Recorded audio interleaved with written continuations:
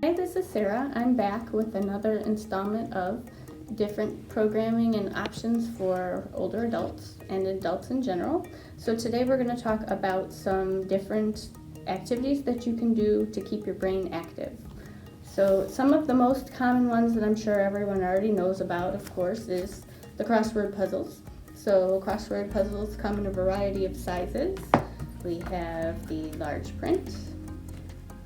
We have the smaller print. These are excellent for keeping the mind sharp.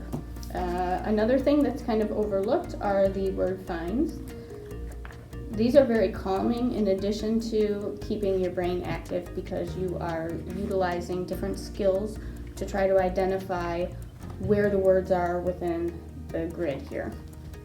Another thing that a lot of people already do, puzzles. Puzzles are great for focus, for calming, and also for, again, stimulating your brain because you are trying to follow a pattern and put things together in a way that makes sense.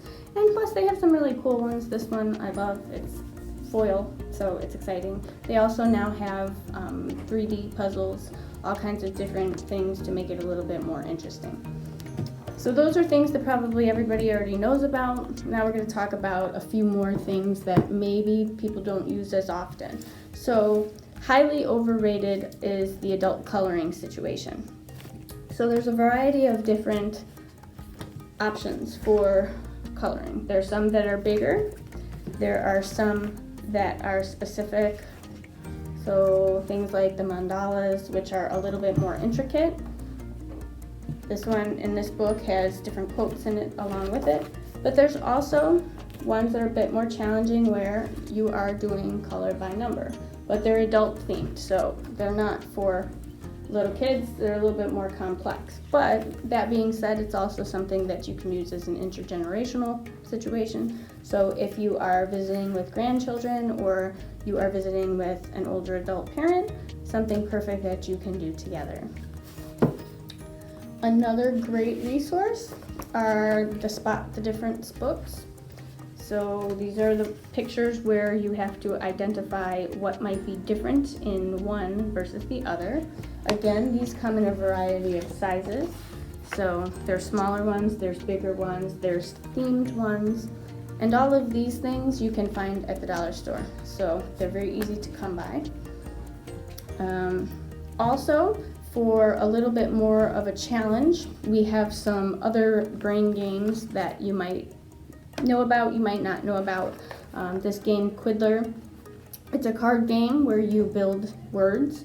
So you go through round. The first round you have 3 letters and you have to make 3-letter words.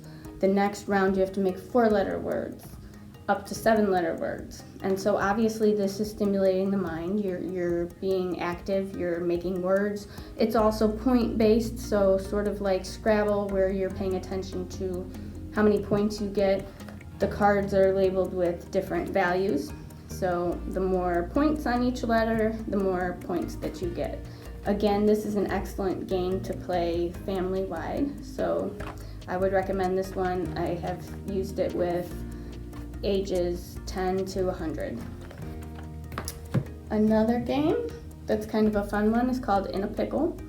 And there's several ways that you can play this game, but probably my favorite way is it's a variety of cards, and so you put down a card, and then the card might say dryer, and then the next person might have a card that says appliance. So they would have to put down the appliance card. So everything would be related. So again, you're using your mind, you're tapping into that part of your brain that says what goes together. There's also a way to play this where you are going by size of what's on the card. So if somebody puts down refrigerator and then somebody puts down Mack truck, it doesn't go by the length of the word, it goes by the size of the situation. So obviously refrigerator is smaller than Mack truck. So several ways to play this game.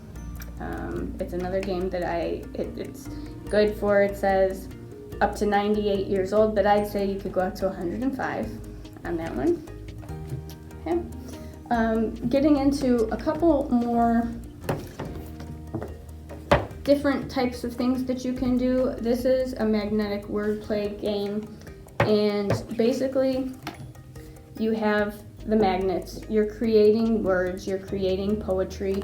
The book that goes along with it is actually goes through and gives you kind of a refresher about the different types of poetry, the different types of, it gives you examples of sonnets and how to make a haiku and that sort of thing, which again, you're tapping into your brain.